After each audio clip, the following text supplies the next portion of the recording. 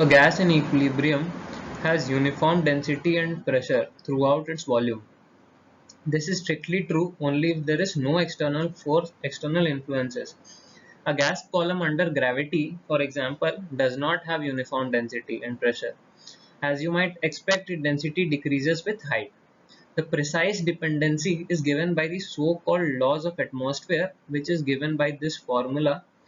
N2 is equals to N1. Here N2 and N1 refers to the number density at height h1 and h2 respectively. That means in this formula, that is N2 equals to N1 e to the power minus mg h2 minus h1 divided by kBt.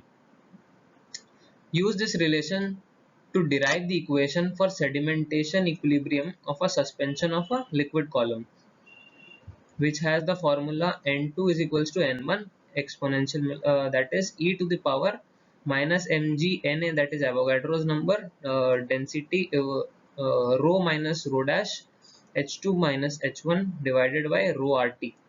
Here rho is the density of the suspended particle and rho dash is the density of the surrounding medium. Na is the Avogadro's number, R is the universal gas constant. There is a hint given that we have to use the Archimedes principle to find the apparent weight of the suspended particle. As we know, this is our equation 1. Let the suspended particle be spherical and have a radius r. Therefore, the gravitational force acting on the suspended particle would be area volume into rho into g, that is 4 by 3 pi r cube rho g. The buoyant force acting on them would be 4 by 3 pi r cube rho dash g. Therefore, the net force acting on the particle becomes gravitational force minus buoyant force. Therefore, the net force would be 4 by 3 pi r cube g into rho minus rho dash.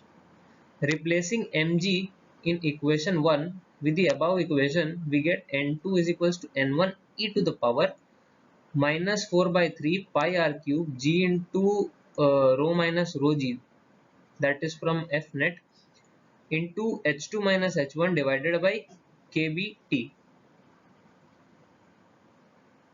Now we put out the formula of kB is equals to RT by N.